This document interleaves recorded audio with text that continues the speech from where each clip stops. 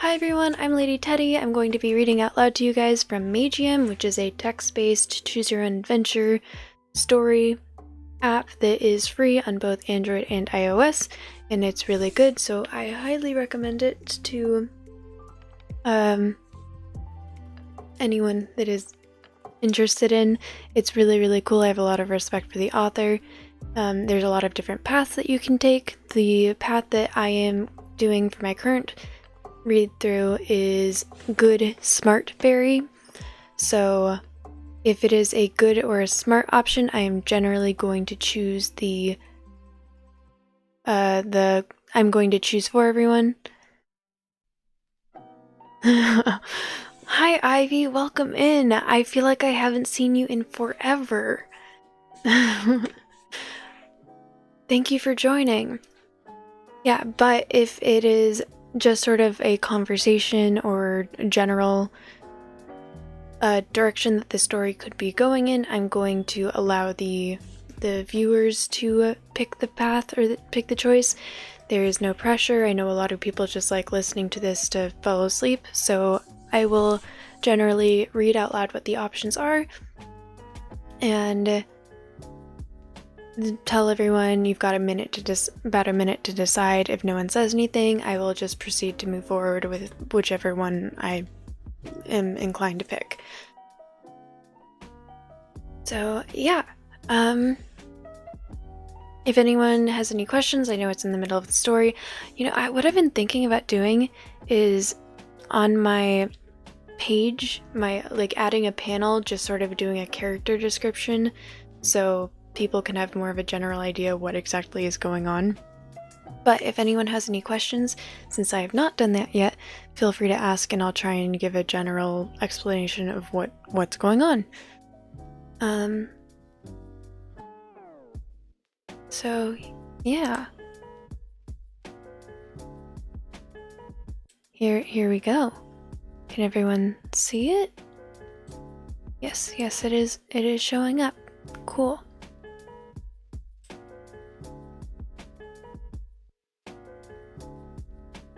And I do need to change the picture, but at the same time, this is what the picture looks like for the app if anyone decides to download it. We are on book 2 now, though. Book 2, chapter 3, part 2.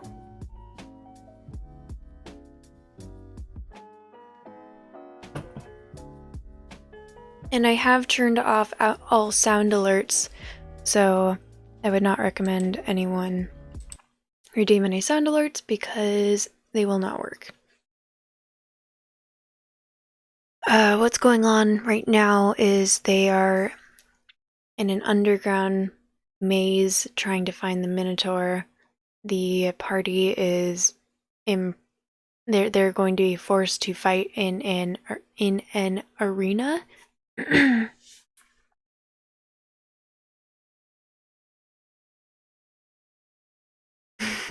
Yeah, they're going to be forced to fight in an arena. And right now they are sabotaging the arena by getting rid of a lot of the monsters and sort of just getting information on what exactly they're going to be facing when the arena starts. So, yeah.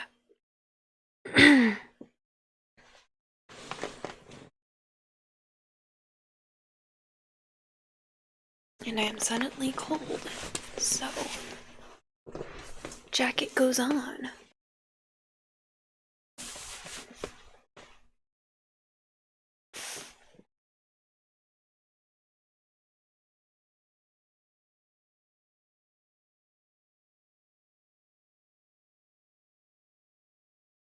Okay.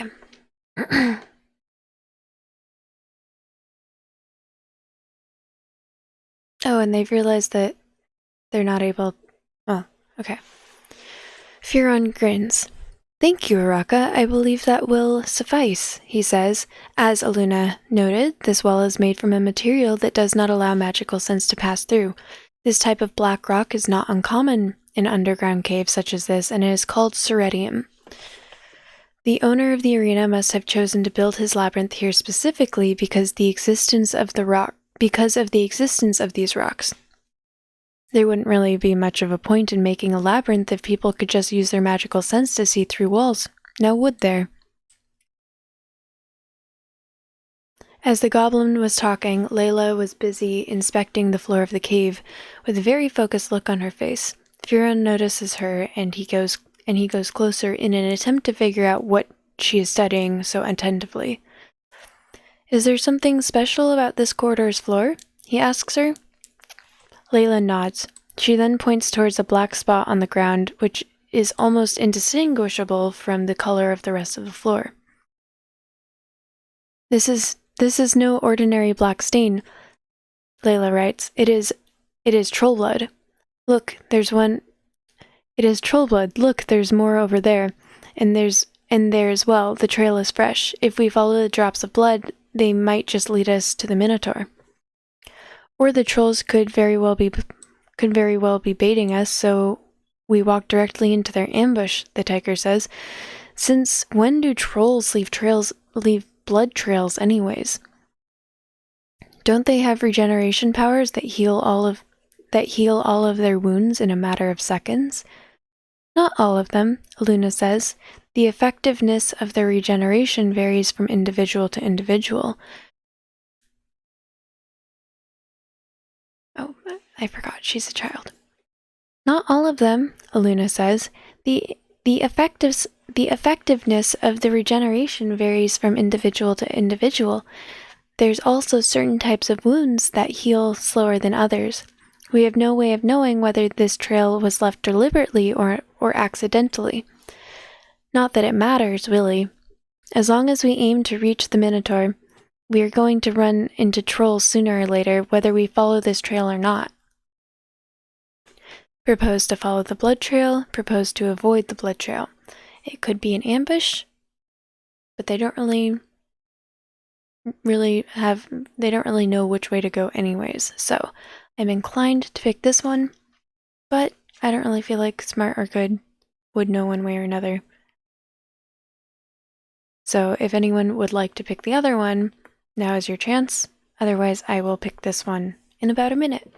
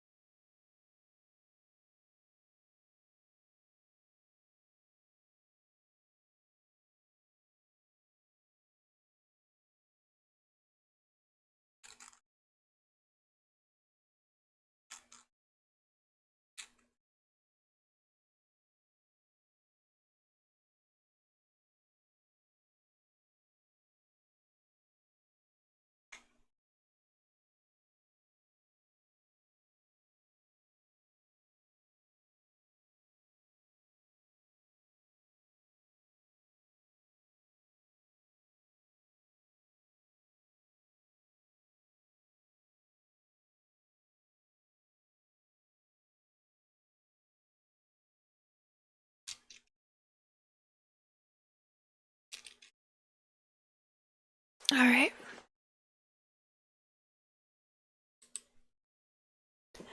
In that case, I propose we follow the trail, I say. If the trolls left it deliberately, then we'll have to fight them, like we were already planning to do. But if they did leave it by accident, then at least we won't have to waste hours of our time navigating the labyrinth. A valid proposal, Firon says. Does anyone have any objections? As I've said, it's all the same to me, Luna says. Do what you want, the tiger says. Layla remains silent, but she does not appear to want to make any objections. Very well then, Firon says. We will pursue the blood trail. However, our first priority should be the mapping of this maze. Uraka, I understand that you have the ability to generate holograms? Yeah, Uraka says, but I can't make a map of this place if my magical sense can't pass through the walls. It doesn't matter, Firon says. You can just draw the map as we walk. What's important is that we don't lose track of where we are. I will be marking the walls periodically as we advance through the maze for that same purpose. All right then, Iraka says. Here goes. She then conjures a hologram similar to the one she made in the ogre stronghold, where we are represented by colored dots, and the map is covered by a black fog, except the corridor that we are currently in. In the meantime, Furon uses his staff to imprint a complex symbol on the wall to our right in magical green ink. We're good to go, Furon says. Follow me. As we walk, the fog from Araka's map is beginning to clear little by little, getting replaced by the parts of the maze that we already know, while Furon is making sure that he leaves no wall unmarked. Aren't you going to ask me what the complex symbol I'm marking the walls with means, Barry? Furon says with a grin. No, thanks, I say. It's not worth owing you another favor just to get an answer to that question. You are learning fast, Furon says. Then he marks yet another wall with his green inked symbol. Hearing check successful level 4, ancient languages check successful level 3. As we advance through the corridors, I suddenly hear the voices of several trolls, talking in low voices far away from our position. The language they are communicating in is one that I haven't heard before, but luckily, the knowledge that I received from my stat device is enough for me to understand them. Please, one of the trolls says, at least remove the arrow. We'll remove the arrow from your wound as soon as you're done with your task, another troll says. Now tell me, do you remember what you need to do? Yes, the wounded troll says while breathing heavily. I need to lurk the intruders, and when they're near me, I press the button. Exactly, the other troll says, and as soon as you press the button, we'll receive our signal, and we'll know that we can ambush the invaders. After we kill them all, you will receive your treatment.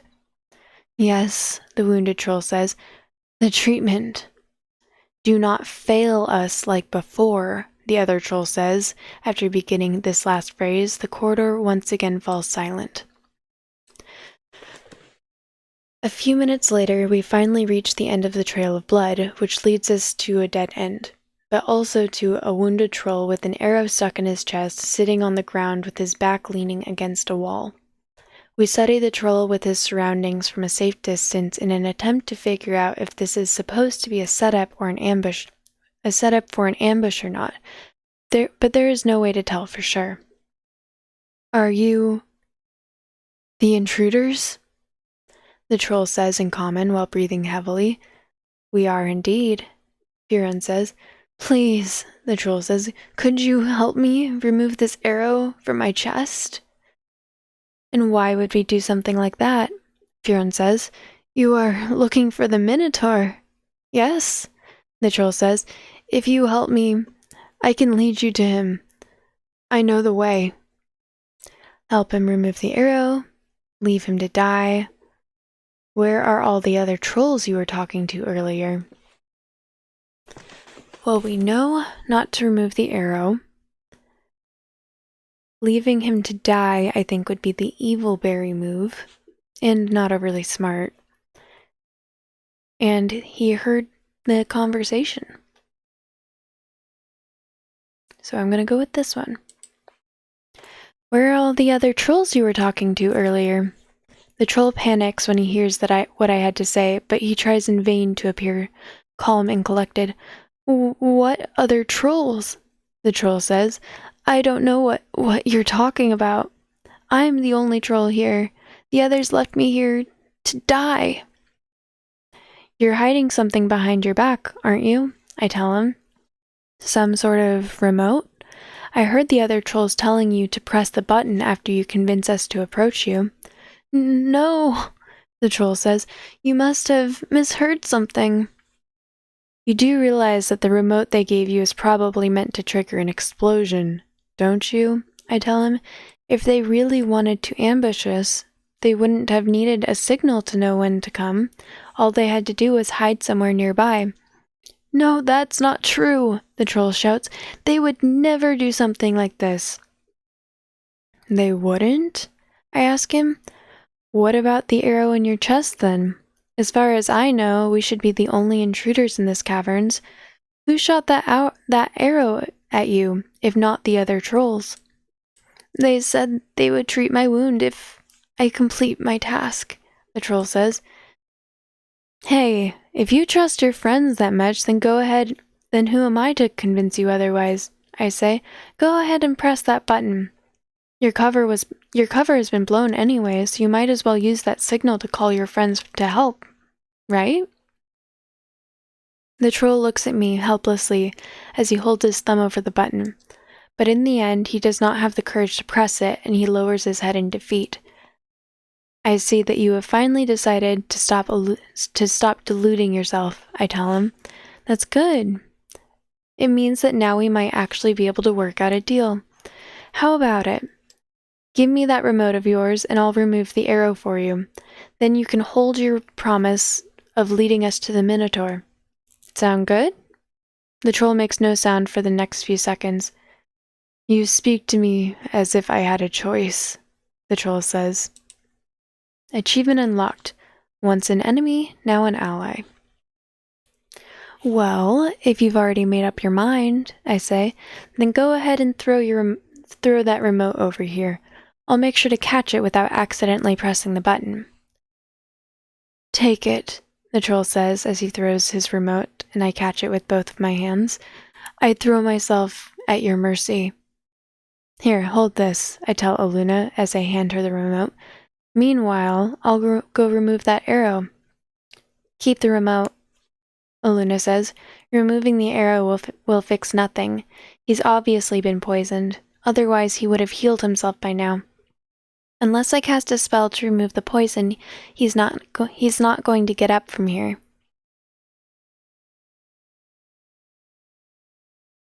He's not going to get up from there. She then approaches the troll, and she carefully pulls the poisoned arrow out of his chest. Afterwards, she touches his wound with her hand, and a white light engulfs them both, as the troll is slowly beginning to cleanse. As the poison is slowly being cleansed from the troll's body. Your wound is healed, Aluna tells the troll. Although this could have been avoided if you had bothered to drink. Although this could have been avoided if you had bothered to drink a blasted anti-poison elixir before coming here. Is 10 copper pieces really such a high sum to pay for a mercenary? I didn't think I'd need it, the troll says. Of course you didn't, Aluna says. Get up. We've fulfilled our end of the bargain. It's time for you to fulfill yours. I will, the troll says as he gets up, then takes the lead. Follow me. Hold on, I say. Oh, what is it now? Aluna says. Hey, troll, I say as I lift his remote in the air. Watch this. I press the remote's button, and the area in which the troll was sitting earlier immediately gets covered in fire as a loud explosion brings down the walls and the ceiling around it, eventually transforming the whole corridor into a big pile of rubble. I just wanted to make sure that you don't regret your decision of joining us, I tell the troll as I look at the shocked expression on his face. I understand, the troll says. Did you really have to alert every single troll in this maze of our position? Aluna says. Think positive, I say. The trolls who knew about the trap will now think that we're dead, which means that they will be coming here with their guards lowered. All according to plan. Right, Aluna says. We begin to follow the troll. As soon as we reach the end of the corridor, we all instinctively take a right turn, choosing the only path available to us. Wait, not that way, the troll says. What do you mean not this way? The tiger says. This is the only way we can go. Don't tell me that you want us to go back. It's not the only way, the troll says, and then he walks right through the wall on the left side, disappearing from our sight. This is the correct path, we hear the troll's voice coming from beyond the wall. Just walk through that wall. It is an illusion. I must admit, I would have never guessed it if you hadn't told me, Furon says as he touches the wall with his hand. It even mimics the sensation to the touch to a certain degree, at least well enough to make me not question its authenticity. I wonder how many of these fake walls I've marked on my way here without even realizing it. We all walk through the illusion wall, and we continue to follow the troll through the many twists and turns in the maze. As we take another right turn, Araka's map seems to indicate that we are heading towards one of the already visited paths. Hey, wait up, Araka says. That's not the right way. We've already been through that corridor once. Look at the map. The fake walls are not the only illusions being used in this maze, the troll says. There's a spell that affects your sense of direction as well. I see that you've also been marking the walls aside from drawing the map. I'm sure that you'll believe me when you see that the corridor I'm leading you to will be completely devoid of such markings. To our surprise, when we reached the corridor, we found that the troll was not lying. The walls were indeed empty of markings, even if according to Araka's map, this should have been a corridor that we'd visited before. Damn it, Araka says. What a waste of time this map turned out to be. The fake walls and the misdirection, the troll says, are meant to keep intruders inside the maze long enough for our captain to come here and finish them off. They're not expecting you to find your way to the Minotaur, so his cell will most likely have a few guards posted in front of it. You shouldn't have much trouble freeing the Minotaur, but I'm not sure how you're planning to get out alive afterwards. Oh, you don't need to worry about that, Furon says. We have our escape route covered. We also have room for one more passenger if you feel like handing in your resignation. I might take you up on that offer, the troll says.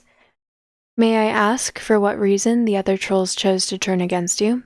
Furon asks him. I was the one guarding the entrance to the caverns, the troll says. They blamed me for having let you inside, even though none of you even went anywhere near the entrance. That makes sense, Furon says while rubbing his chin. We would have never made it this far undetected if any of the guards knew about the existence of the secret tunnels. How much farther is it until the Minotaur? Not much further now, the troll says. We need to take about 3 more turns. When we get closer to our destination, we finally meet a few more trolls, who were likely the ones chosen to guard the Minotaur's cell. They barely got the time to react to our presence before Luna sliced their heads off with her signature water whip. Aren't you going to burn the bodies? I asked the goblin. I'm not wasting any more energy from my staff for something this trivial, Furon says. If you want, you can hide the bodies yourself. Not that it would make much of a difference at this point. Hide the bodies, leave the bodies where they are.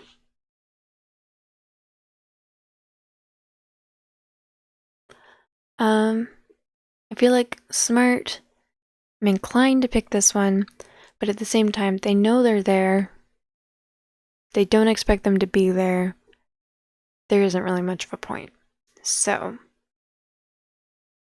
I'm inclined to pick hide the bodies, but if anyone would like to make another decision, now is your chance. I'll give y'all about a minute.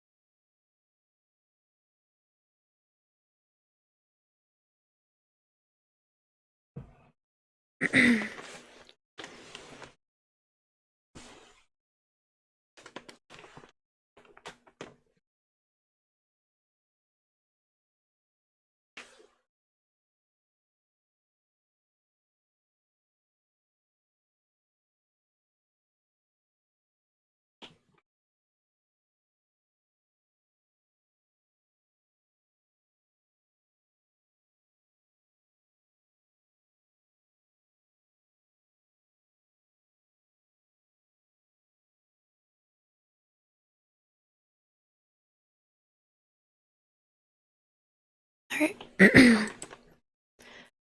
Oh, fine. I'll hide them by myself then, I say. Suit yourself, Fiorin says. Minotaur's cell should be a little farther down the corridor. You can find us there once you're done. As the others head towards the Minotaur, I prepare to lift one of the bodies when I notice Layla walking to the other end of the corpse and grabbing it by the legs. Oh, I tell her, when I understand what she is doing. Thanks. She smiles at me, and then we both grab the troll's body and carry it over to a nearby secret passage. There's not much we can do about the blood on the floor, but given the darkness of the corridor, at least it will be harder to notice them from a distance. It will be harder to notice from a distance than a bunch of corpses. There's not much we can do about the blood on the floor, but given the darkness of the corridor, at least it will be harder to notice from a distance than a bunch of corpses lying in plain sight. Once we're done moving all of the bodies and head into the passage, we close the secret door and we hurry to catch up with the others. Just as we approach them, Fiorin uses his staff to cast a spell on a magical panel from a wall. The panel fizzles and it unlocks the gate of a cell near it. Perfect, the goblin says as he sees me and Layla approach. You arrived just in time. With the gate now open, the prisoner inside the cell steps outside. He has the head of a bull and the body of a man, but he is taller than Darren and has twice the muscles. The Minotaur takes a quick glance towards us as he gets out, and then he turns towards the goblin. How are you planning to get me out of these caverns? The Minotaur says. By using magic, Fiorin says. It just so happens that Aluna and I are both rather adept at spellcasting, and we both have the ability to teleport within certain limitations. He then turns to Aluna. Aluna, Fiorin says, can you teleport the Minotaur to the surface? As far as I know, your daily teleportation spell does not have a weight limit. Mine, on the other hand, costs additional energy for every extra pound. I would rather you take the Minotaur with you, since he is by far the heaviest of the group.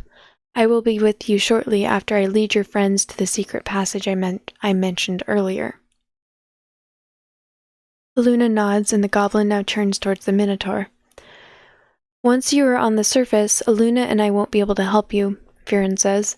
Everyone in this city knows your face from the arena, so she can't be seen fighting alongside you unless she wants to get a criminal record. Don't wait for us. As soon as you are out of the caverns, make a rush towards the city gates, smash right through them, and don't stop until you reach the Mercham Woods. We will meet you there. I will be waiting, the Minotaur says.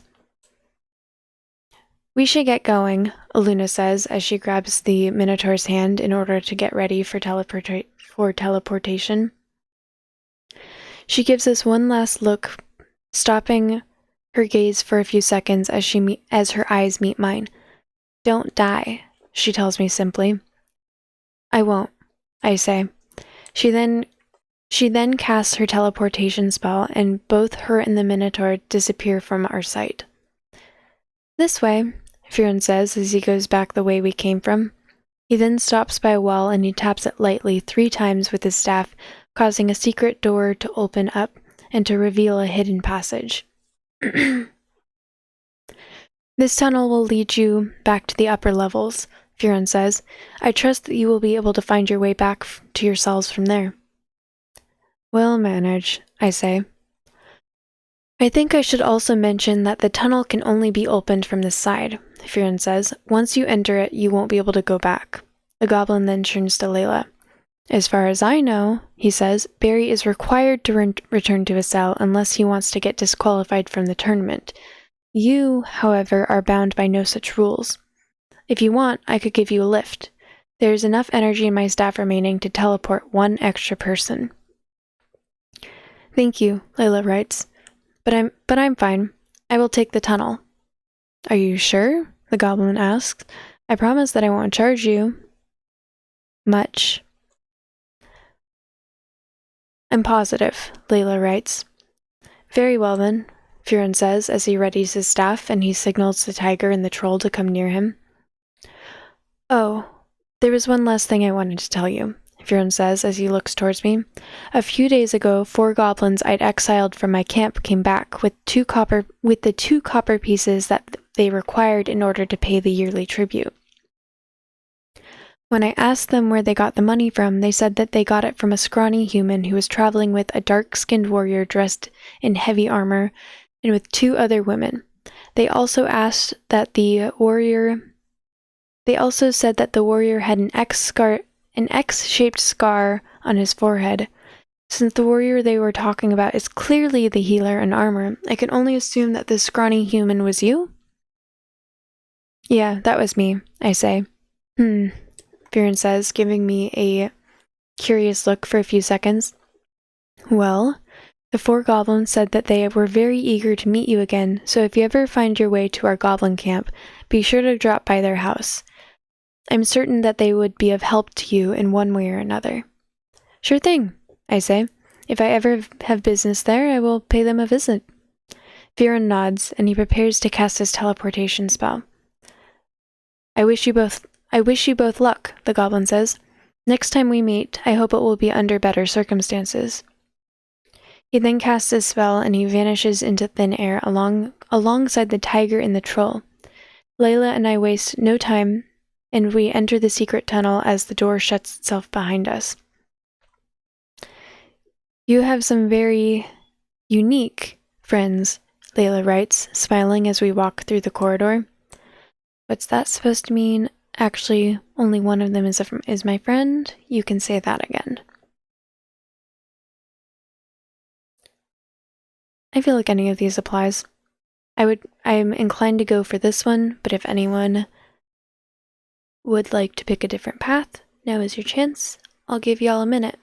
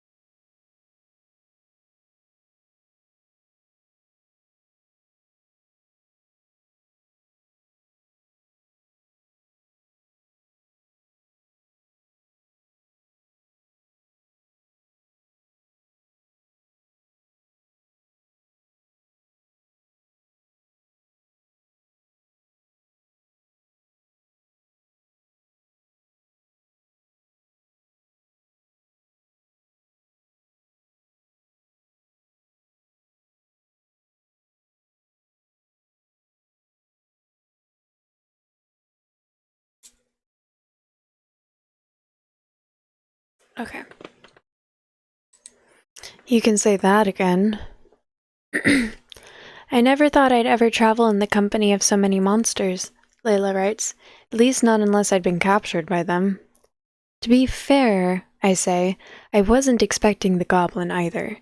But I guess that seeing a goblin is far less shocking than seeing 2 banshees in the same day. I pause for a few seconds and then change the subject. So, why didn't you accept the goblin's offer earlier? I ask her. Is it because you didn't trust him? Oh, no, it's not that, Layla writes. It's just that I never intended to break out of here. Why not? I say. Couldn't you just run past all the guards in the city now that your wounds are healed? Layla shakes her head. The Lysathi that framed my father are watching me carefully, she writes. As long as I survive the arena, the charges against me will be dropped, and they won't be able to touch me unless I escape. But if I escape illegally, they will use all of the means at their disposal to hunt me down. I would never make it to the city gates alive.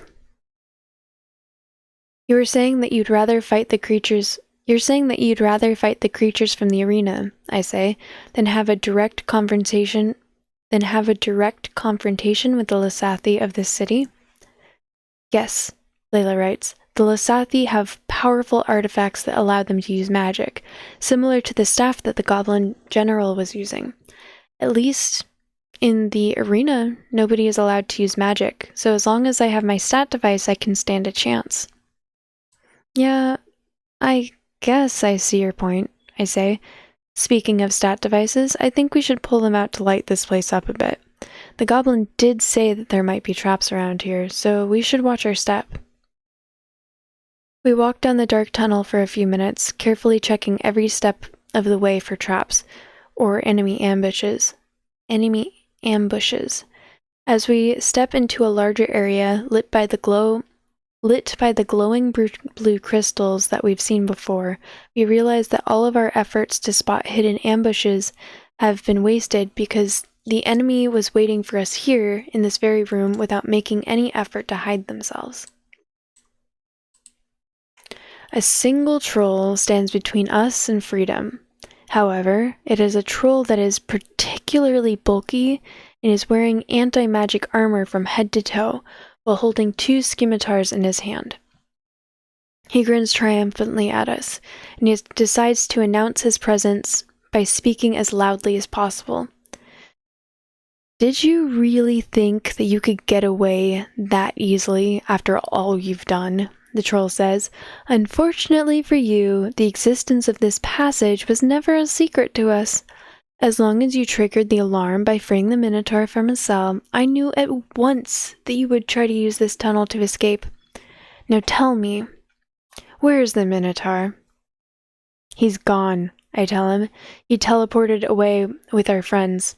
I doubt you'll ever see him again. You are lying, the troll shouts furiously. You would have never went through the trouble of navigating the maze if you could have just teleported in and out at your leisure. And if your friends really did teleport out of here, then they would have surely taken you with them. If you're not going to tell me where the Minotaur is, then I will just have to walk over your dead bodies and search for them and search for him myself. He does not get to finish his sentence as Layla makes a dash towards the troll, shocking him with her speed, and slashing his head right off with her dagger in an instant. Instead of dropping to the ground, however, the troll's body attacks her with the 2 scimitars, while Layla barely manages to avoid by making a quick jump backwards. Now, and that's not how you begin a battle, human, the troll's head says from the ground. Attacking an enemy out of the blue without giving them a proper warning is a mark of cowardice. Did they not teach you proper gladiator etiquette when they brought you to the arena? His body then picks up his head from the ground and places it back on top of its neck. Within seconds, the head attaches itself back to its body, making it look as if there had never been a wound in the first place. I hope you've convinced yourself of the futility of your actions, the troll says. If you want this to end quickly, just stand there and don't move. I will be sure to grant you a merciful death. That will not be necessary, Velgos, we hear a voice coming from behind the troll. The man who spoke shows himself to us, and we see that he is rather plump, with short black hair and a goatee, wearing clothes that appear to be made entirely out of silk. The way he looks and dresses would normally make me peg him as a noble, if it weren't for the look in his eyes, which is similar to that of the goblin generals. That look makes him seem like a war veteran that has seen many battles in his lifetime. That look makes him seem more like a war veteran that has seen many battles in his lifetime than a pampered rich person who's lived his life in luxury. But, owner, Velgos the troll says, these are the intruders who came here to free the Minotaur. We need to eliminate them quick before they let him escape to the surface. The Minotaur is already gone, the man says. I saw him teleport out of here with my own eyes. There's nothing else for you to do here. Return to your post. I refuse, Velgos says, baring his teeth at his master. They are responsible for the death of many of my comrades. I'm not going to let them go. I am not telling you to let them go, the owner says. I'm only asking that you postpone your fight with them until the second round of the arena event. The Minotaur is gone, and you are the only warrior we have who is on par with him combat-wise. I will pay you handsomely if you join the fights in the arena, and you will also have your chance to avenge your fallen comrades, since these two will be participating in the fights. Wouldn't that be a better alternative for you than to lose your job needlessly because you lacked patience? The troll grumbles, but he does not seem like he wants to continue the argument. They better not get killed by the creatures in the first round, Velgos says as he points towards us. I want to kill them myself. I wouldn't worry too much about that, the owner says. I'd say that they have a very good chance of making it to the second round alive, based on what I've seen so far. Now, get going. I need to lead our guests back to their cells. Fine, Velgos says. We will discuss my payment later. With those final words, the troll walks away from us and he disappears into the darkness of the caverns. You're going to lead us back to our cells? I ask the owner. Not that I'm complaining, but aren't you the arena's owner? Why would you let us go so easily? I'm not letting you go, the owner says as he knocks on one of the walls and a secret door opens in front of him. I simply think that it would be a great waste if the stars of the show got killed before the spectacle even started. Besides, it's well within your rights to come and sabotage the arena before the main event. In fact, I hear that this used to be something of a tradition before this still winter, when the Lisathi were still in charge of this arena. It was even encouraged by the organizers. The secret trap door that led from your cells to here is proof of that fact. Now, don't just stand there, follow me. This tunnel will lead us to where we need to go. Layla and I exchange a look, and then we decide to follow the arena's owner into the newly revealed secret tunnel. You know, the owner says as the door closes itself behind us, I feel that I should thank you for the entertainment that you've provided me today. You do? I say. Yes, the arena owner says. It's not every day that you get to see a Luna of the Sacred Woods Massacre, a Raka of the Still Winter, and General Furin of the Free Goblins wreak havoc through a monster-filled dungeon. I realized that you weren't the ones who brought them here, but I would have never found out about them if I hadn't followed the two of you since you fell into that lake. You've been following us from the very beginning? I ask him, shocked. Yes, the owner says.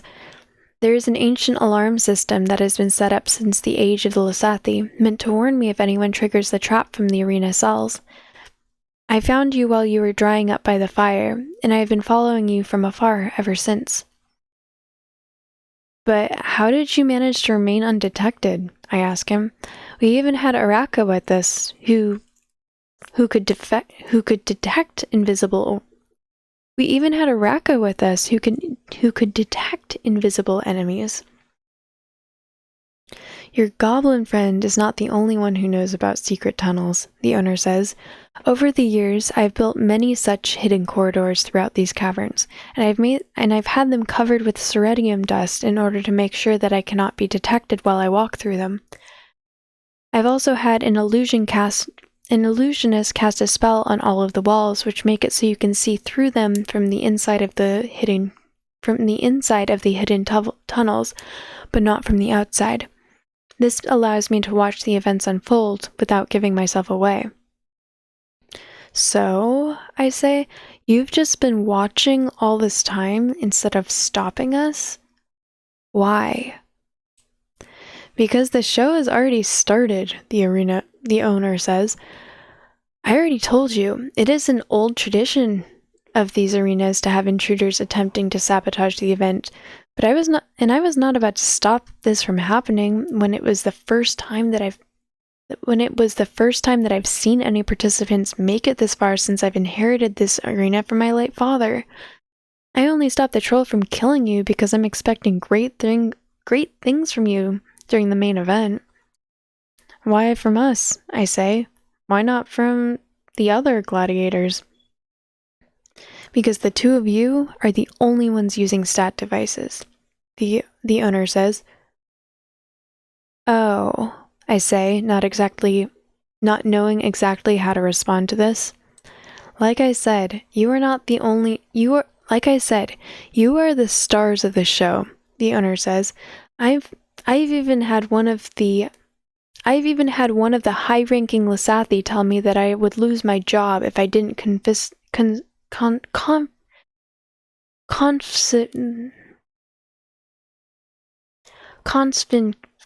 why am I having trouble? Confiscate. I know how to pronounce this. Why am I struggling? If I didn't confiscate the Lasathi girl's device. But why would I? I've already decided that this is to be the crowning moment of my career. I do not care what happens afterwards. All I want is for this one show to be perfect. And you are both going to help me achieve my dream. We make it out of the tunnel and we find ourselves in a familiar setting, with a wooden cabin in front of us and a lake further beyond. I don't know if you noticed or not, the owner says, but beneath the lake that the two of you fell in, there is an old elevator built by the Lasathi hundreds of years ago. The elevator can only be activated with a spider-shaped key that has been passed through my family for generations, but has never been used until now. He pulls a spider-shaped statuette made from stone out of his pocket, and he hands it to me. The mechanism that requires this key is located at the bottom of the lake, the owner says. Simply insert the statuette into the spider-shaped slot and rotate it twice in a clockwise direction. That should get the elevator going. Expect it to move a little slowly, though. It has not been used in centuries. I nod to him, and I jump into the water with the statuette in my right hand. I tell Layla to wait for me by the shore so that I can come back for her once I've activated the elevator. After diving into the water, I immediately find the spider-shaped slot that the owner was talking about, and I do as he said, inserting the statuette into the hole and rotating it twice. As I see the elevator starting to move, I quickly swim back to the surface and then all the way to Layla. She jumps into the water and grabs onto me as I lead her right above the slowly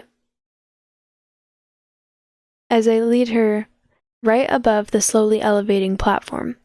Next, we wait in silence for a few minutes while the platform gets out of the water and lifts us into the air towards the ceiling.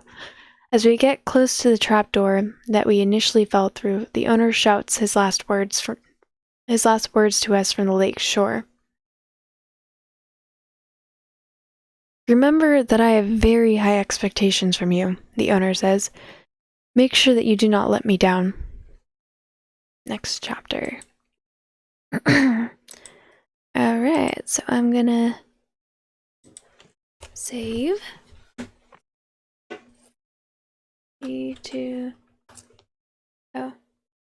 Save.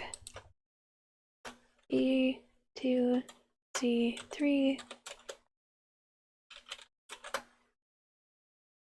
Okay, make sure that went through. Perfect. Now achieve. Oh.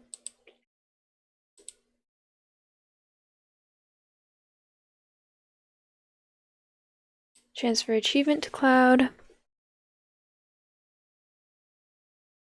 Transfer checkpoint to cloud.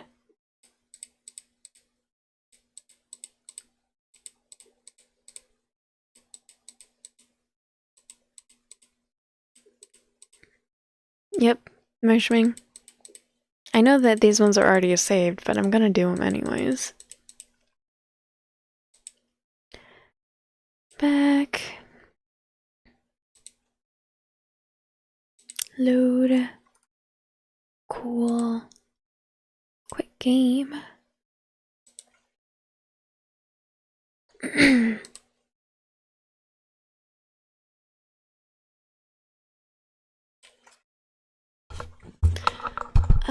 Okay, so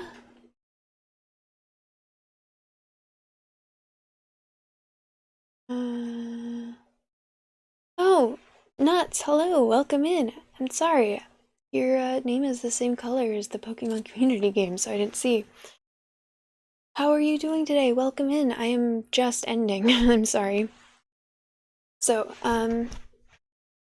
thank you everyone for listening. If you are interested in the story, again, it is free on both Android and iOS. Magium is a really cool story. There's a lot of different paths that you can take because of stats and stuff. If you don't want to play it yourself, all of my previous read-throughs are on YouTube in a Magium playlist, so you can catch up and figure out what's going on. I'm now going to end the recording, so thank you everyone for listening. I'm not ending the stream quite yet. See y'all next time.